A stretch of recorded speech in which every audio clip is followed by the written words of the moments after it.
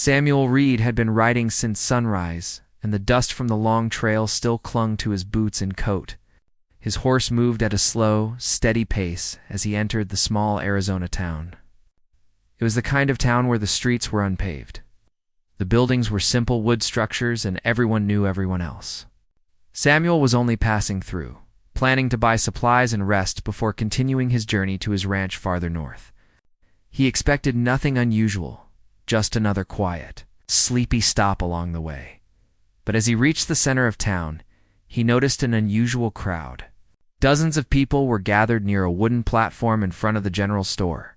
Their voices mixed together curiosity, excitement, and a bit of confusion. Samuel slowed his horse and stepped down, brushing dust off his coat as he tried to see what was happening. On the platform stood a young Apache woman. She stood tall, calm and steady, as if she were used to being looked at, but not shaken by it. Her long black hair fell down her back like a smooth river of night. Her eyes were sharp and observant, quietly studying the people around her. She wasn't smiling, but she didn't seem frightened either. She held a beautifully woven blanket in her hands, its patterns bright with reds, blues, and golds, each design carefully shaped. Samuel had seen many blankets in his life, but nothing like this. The craftsmanship was so clean and detailed that it seemed to carry a story within each thread. He felt the kind of admiration a man feels when he sees something made with both skill and heart. But he had no idea what the gathering was actually about. The town trader, Mr. Collins, stood beside the woman. He was talking loudly, waving his hands and pointing at the blanket as he explained something to the crowd. Samuel, however, arrived just at the part where Mr. Collins shouted, "Who wants to take this fine piece home today?" The crowd leaned forward, murmuring, some lifting their hands to get a better look. Samuel did not know that Mr. Collins had simply asked the Apache woman to display the blanket so he could help her sell it. There was no auction, no bidding, and certainly no sale of a person. But Samuel, arriving late, misunderstood the entire scene. He saw the beautiful blanket. He saw the beautiful woman holding it. He saw the crowd watching. He saw the trader shouting, and he assumed something completely wrong. He stepped closer to the platform, his boots crunching lightly on the dirt. The sunlight hit the blanket, making its colors glow even more. Without thinking much and wanting to claim the piece before someone else did, he said clearly and confidently, "I'll buy her." The entire crowd froze. A few people gasped softly. Others turned their heads so quickly their hats almost fell off. Even the horses tied nearby lifted their ears at the sudden silence. The trader, Mr. Collins, blinked in disbelief, unsure he had heard correctly. A young boy stopped chewing his piece of candy. An older woman covered her mouth with her hand. On the platform, the Apache woman stiffened. Her calm expression turned into something sharper, like a blade catching light. Her eyes met Samuel's, and the disappointment, anger, and insult in them struck him harder than any punch. Samuel felt the air grow heavy, but he still didn't understand what he had said wrong. He thought the people were shocked because he had spoken too quickly, or maybe because he had interrupted the trader. He didn't realize that his words had made it sound as if he wanted to buy the woman herself. And in a time when misunderstandings between communities were already sensitive, his careless sentence carried a heavy meaning. The Apache woman slowly stepped forward on the platform. She lifted her chin, the blanket still in her hands, but her pride stood even stronger than the woven threads. She didn't need to speak for the crowd to understand how deeply insulted she felt. Her silence was powerful, like a calm before a storm. Samuel finally sensed something was wrong. People were staring at him, not in agreement, but in judgment. He opened his mouth to explain, but his mind had not caught up yet with what he had mistakenly said. I meant he started, but his tongue stumbled. His face warmed with embarrassment as a few whispers spread through the crowd. Did he really say that? What's wrong with him? She's not something to buy. Taya, though, Samuel didn't yet know her name, stepped off the platform with quiet dignity. Her steps were steady, not rushed. When she reached the ground, she stood in front of him. Even though she was shorter than him, she seemed taller in spirit. Her voice was calm but firm when she finally spoke. "I am not for sale." The words were simple, but they carried strength. They were the kind of words that left no space for argument or confusion. Samuel felt a heavy weight drop into his stomach. He finally realized the meaning of what he had accidentally implied. His heart sank. The crowd watched closely, some crossing their arms, others shaking their heads quietly. Samuel lifted his hands slightly, trying to show he meant no disrespect. No, didn't mean it that way, he said, his voice uneven. I meant the blanket. The blanket you're holding. But his explanation came too late and sounded clumsy. He felt the pressure of many eyes judging him, and the more he spoke, the more foolish he felt. His words tripped over each other like someone running downhill and losing control of their steps. Meanwhile, Tehan's uncle, a respected Apache scout who had served as a guide for the town before, stepped forward protectively. He stood beside his niece, giving Samuel a firm warning, look not threatening, but full of pride and seriousness. The kind of look that told Samuel to be careful with his words. The crowd continued whispering. Samuel's embarrassment grew. He felt like a stranger, even though he had only wanted to buy a blanket, nothing more. He wished he could go back a minute and choose his words more carefully, but the moment was already carved into everyone's memory. Tehan turned away from him without another word and walked across the street. She did not rush. She did not hide. She simply walked with dignity, carrying her blanket and the weight of an insult she never should have experienced. Samuel stood, alone in the open space where the crowd slowly went back to their day. No one laughed. No one teased him, but the silence around him felt heavy, almost painful. He looked down at his boots, wishing the dust beneath them would swallow him. It was the first time in years he had felt so foolish. And the worst part was knowing he had harmed someone's dignity without intending to. As he watched Tehan disappear behind the line of buildings, he knew one thing clearly. He had to make things right. Not for his reputation. Not for the crowd. But for her, he just didn't know how yet. Samuel stood in the middle of the dusty road long after most people had walked away. The sun hung overhead, warm and bright, but he felt a strange chill inside his chest. He replayed his words again and again by her. Even hearing it inside his mind made him wince. He had meant the blanket, but now he understood exactly how it sounded to everyone else. He took a slow breath and looked in the direction. The Apache woman Tehan had gone. He didn't know her name yet, but her face was clear in his memory. Calm, strong, and deeply offended by what he had said. She carried herself like someone who deserved respect, and instead, he'd given her the opposite without meaning to. Mr. Collins, the trader, approached Samuel with his hands on his hips. His face was red partly from the sun and partly from the awkwardness of what had happened. "Son," Mr. Collins said with a sigh, "I reckon that was the worst timed comment I've heard in years." Samuel rubbed the back of his neck, embarrassed. "I know. I wasn't thinking." "It sure sounded like it," Collins said, though his tone softened. "Nobody here believes you meant anything bad. But words can cut even when they're accidents." Samuel nodded, knowing the trader was right. Talking more would only make him feel worse. Mr. Collins gave him a pat on the shoulder before returning to the platform.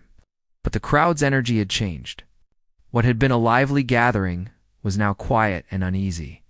People stood in small groups, whispering.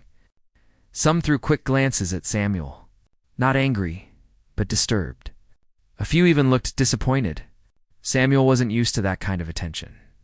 Normally, he was the steady, dependable type, quiet, respectful, and careful with his words. Today, he had been the opposite. As he walked toward the general store, two older gentlemen standing near the water trough glanced at him. One gave a small nod. The other mumbled something Samuel didn't catch. A group of young women stepped aside as he passed, their eyes full of curiosity and concern. He felt like every step he took echoed louder than it should. He entered the general store, hoping to gather himself, but even inside, the atmosphere felt different. The storekeeper, Mrs. Turner, gave him a polite smile, though a bit tight at the edges. "I heard about the commotion outside," she said softly, not judging, just acknowledging. "Accidents happen. But that young woman values her dignity," Samuel said, feeling the weight in his chest grow heavier. "I didn't mean it the way it sounded." Mrs. Turner nodded. Sometimes our intentions hide behind the wrong words. Only way to fix it is with the right ones. Samuel appreciated her advice. It gave him a small sense of direction. But he still wasn't ready to face Taeon, not without thinking carefully. So he bought some supplies: coffee, dried beans. A new rope hand stepped outside again. Across the street, he noticed Taeon's uncle standing near the livery stable. The man was tall and broad-shouldered, with years of experience shown in his posture and calm stance. He watched Samuel woke early the next morning, long before the sun had fully risen. The town was still quiet, with only a few birds calling out and the faint sound of wind brushing across the rooftops. He didn't sleep well during the night. Every time he closed his eyes, he saw the moment again him, stepping off the platform with hurt in her eyes. Her uncle giving him that protective look, the crowd whispering. He couldn't shake the feeling that he needed to make things right. Not with a quick apology, but with real actions. The first light of morning stretched across the desert, painting the land with soft gold. Samuel stepped outside the small room he had rented, took a deep breath, and tightened the saddle on his horse. If he wanted to show respect, he had to understand more about Taeon, her people, and her world. Words alone wouldn't be enough. He decided to begin by asking the townsfolk who had worked with the Apache community. Someone would know where they lived or how to reach them respectfully. Mrs. Turner, the storekeeper, was sweeping the front of her shop when he approached. She paused and leaned on her broom, studying him with a thoughtful expression. "Up early today, Mr. Reed," she said. "Yes, ma'am," he replied. I'm hoping to speak with Taeon and her uncle again. But I want to do it the right way." Mrs. Turner nodded slowly. "That's wise. They don't live in town.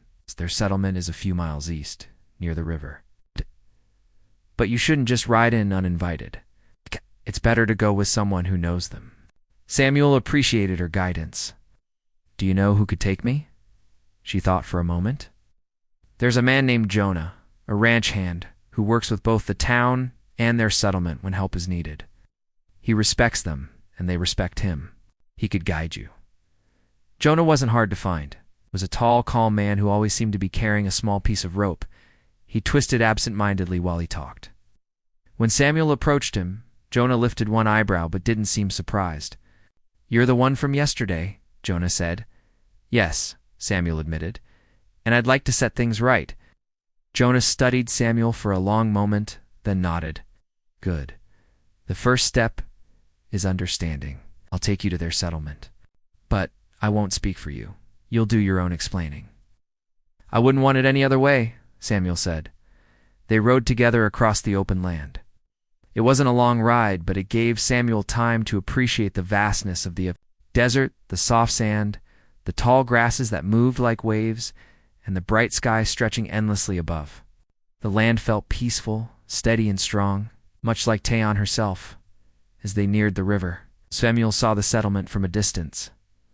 Several wooden homes, smoke rising gently from small cooking fires, and children playing near the water. Adults worked quietly, some gathering herbs, others repairing tools or weaving materials. It was peaceful, calm, and full of the quiet hum of everyday life. Jonah raised a hand in greeting as they approached. A few people looked up, curious, but not alarmed. Taeon's uncle stood near one of the homes, speaking with another man. When he saw Jonah, his expression softened slightly. But when he noticed Samuel behind him, his face grew more serious. Samuel dismounted slowly, making sure not to appear rushed or disrespectful. Taeon was nearby, kneeling by a basket filled with dried roots.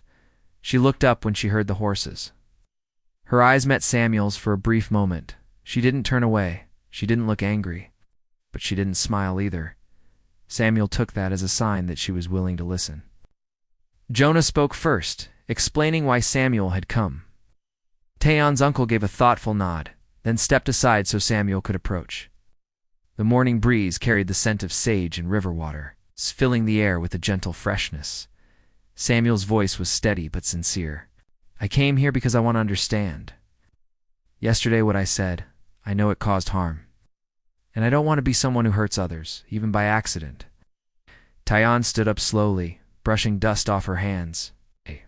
Her eyes searched his face, looking not for excuses, but for truth. "You came far to say that," she said quietly. "I would have come farther," Samuel replied. "Respect is worth the distance." Her uncle watched silently, evaluating every word. After a moment, he spoke. "Words show intention, but actions show heart. We work with the town sometimes. Supplies need to be carried, tools fixed. If you want to show respect, help where it is needed." Samuel felt relief flood through him. This was a real chance to set things right. Not by talking, but by doing. "I'll help," he said firmly. "Tell me what needs to be done." Taeyeon didn't smile, but her expression softened. It wasn't forgiveness, but it was the beginning of understanding. They began the day's work by carrying barrels of water that needed to be moved closer to the houses. The barrels were heavy, and the sun grew hotter by the hour, but Samuel didn't complain. He just worked steadily, proving he wasn't there to impress anyone, he was there to help. At one point, one of the barrels nearly slipped from Samuel's grip. Taeyeon, who was nearby tying herbs into small bundles, noticed right away and stepped over quickly. "Careful," she said. "If it falls, it will break." Samuel adjusted his hold, steadying it. "Thank you," he said, grateful for her help. As they continued working, he watched how she moved calm, efficient, focused. She worked with purpose, whether gathering herbs, speaking to children, or helping her people. Every action had meaning. He admired that. Later in the afternoon, Taeyeon's uncle asked Samuel to help repair a broken wagon wheel. Samuel knew about tools from his ranch work, so he handled the repair carefully. Taeyeon watched silently for a moment before kneeling beside him to hand him a wooden peg he needed. "You know how to fix many things?" she said. "I've had to learn," Samuel replied. "When you live alone on a ranch, everything breaks at least once." Taeyeon considered that. "Living alone is heavy," she said softly. "Yes," Samuel admitted. "It is." It was a simple exchange, but it opened a small door between them. By late afternoon, the work was done. The settlement was calm again. Children laughing near the river, smoke rising from cooking fires, and the sun slowly sinking toward the hills. Samuel stood near the edge of the settlement, feeling tired but lighter than he had in days. Taeyeon walked toward him. Her uncle stayed at a distance, watching with steady eyes. "You worked hard today," she said. "Not many would do that just to fix a mistake." "I didn't do it to fix a mistake," Samuel replied, meeting her eyes honestly. "I did it because respect is earned, and I want to earn yours." A slow, quiet breath left her lips. She didn't smile, but there was warmth in her voice when she spoke again. "You are different from most travelers." "I hope that's a good thing," he said gently. "It might be," she replied. There was a soft moment of silence filled with the fading glow of evening light. The misunderstanding that once felt sharp and painful now felt like a bridge and unexpected beginning. As Samuel mounted his horse to return to town, Taeyeon's uncle lifted a hand in a calm, almost respectful farewell. Taeyeon stood beside him, watching Samuel ride away. She didn't wave, she didn't call out. But she didn't look away either, and Samuel knew, without being told, that this was only the beginning of the story between them. Asterisk. Samuel returned to town that evening with a calmness he hadn't felt in a long time. The sky above him was painted with orange and pink, the kind of sunset that made the desert look almost magical. As his horse trotted slowly across the dusty ground, he kept replaying the day in his mind, the work, the quiet moments, the conversations, and most of all, the look in Taeyeon's eyes when she said, "You are different from most travelers." That sentence stayed with him like a warm ember.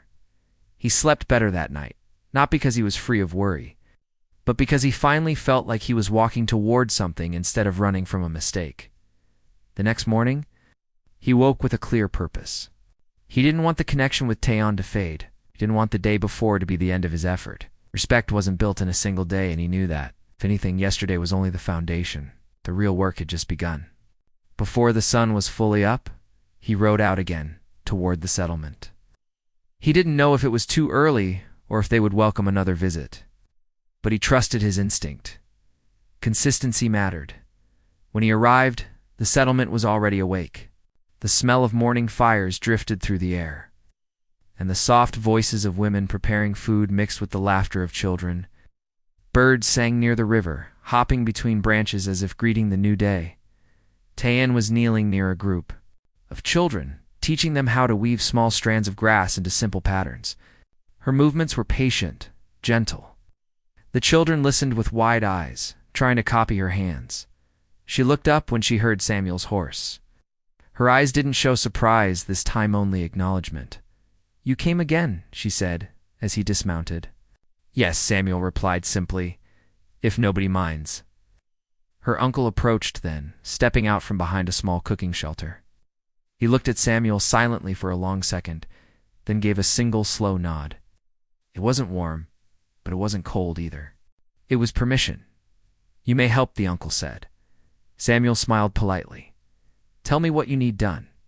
This time, the work was different. We weren't moving heavy barrels or fixing broken wheels. Instead, the day's tasks were smaller, but just as important. Samuel helped gather fallen branches for firewood, carried water from the river, assisted in repairing a loose fence post near one of the homes as he worked. He noticed that Samuel woke up early the next morning with a feeling of purpose in his heart. The sun was just beginning to rise over the desert hills, painting the sky with soft shades of gold and pale orange.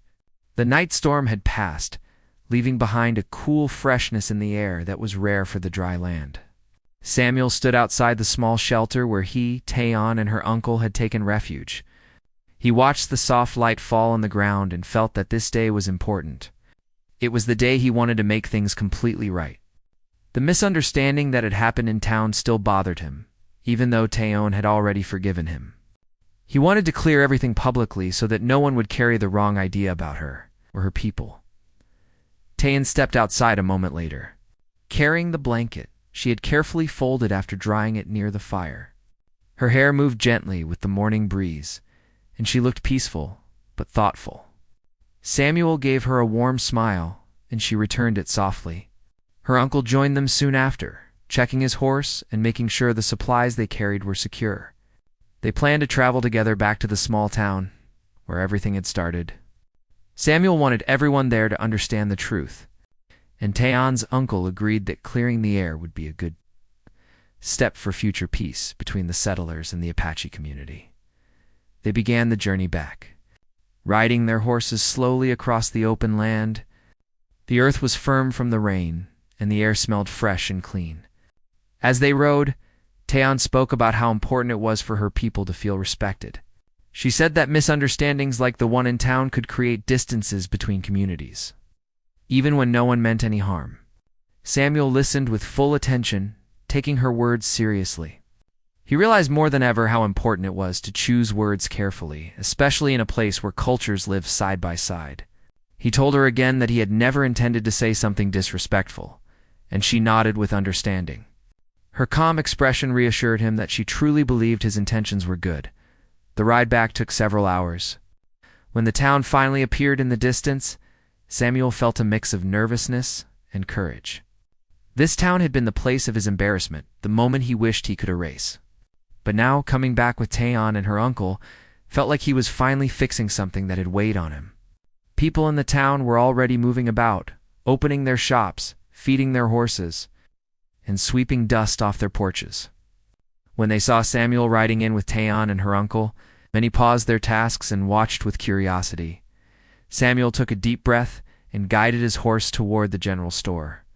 This was the place where the trader had displayed the handmade items.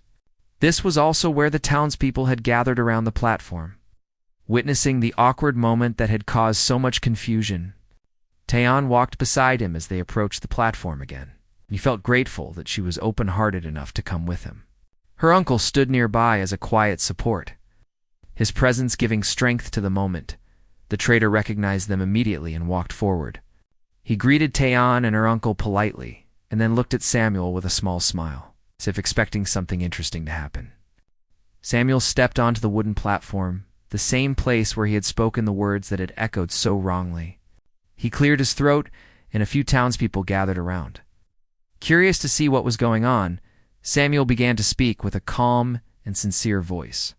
He explained how he had misunderstood the situation that day, and how his words had come out completely wrong. He clarified that he had only meant to buy the blanket that Taeyeon had been holding, nothing more. He told them that Taeyeon was a respected woman from her community, and that he felt deeply embarrassed that his careless words had made it seem otherwise.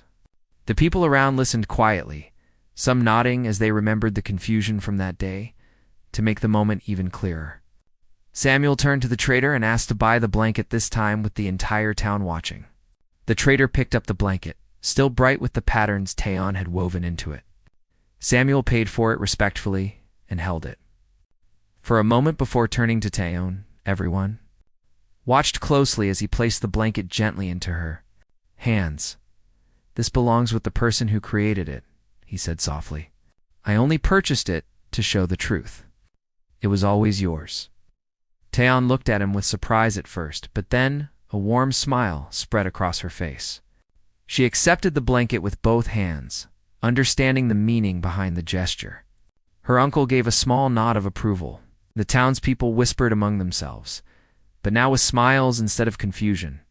A few even laughed kindly, not in a mocking way, but in a way that suggested relief that everything had been cleared up properly. The trader spoke up, telling everyone that he had also misunderstood Samuel's words that day and was glad things were straight now. A couple of townspeople stepped forward to greet Taeyeon respectfully, showing that the earlier misunderstanding had not damaged their trust in her or her people. The atmosphere felt lighter, and Samuel felt a weight lift off his shoulders. For the first time since that embarrassing moment, he felt completely at peace. After spending a bit more time in town, Samuel prepared to leave. Taeyeon and her uncle were headed back toward their settlement, and Samuel planned to return to his ranch. Before they parted ways, Taeyeon walked up to Samuel, holding the blanket neatly folded over her arm. She thanked him for the respectful way he had handled everything and for taking the effort to understand her culture instead of walking away after the mistake. She told him that not many people would have been humble enough to fix things so completely. Samuel felt touched by her words. He told her that meeting her had changed something in him. He had learned that understanding people from different backgrounds required patience and openness. He also realized how important respect was, not just in words but in actions. Taeyeon smiled and told him she hoped their communities would continue to build trust with each other. Samuel promised he would always do his part. Their goodbye was warm and full of kindness. Taeyeon rode away with her uncle, the blanket safely in her saddlebag.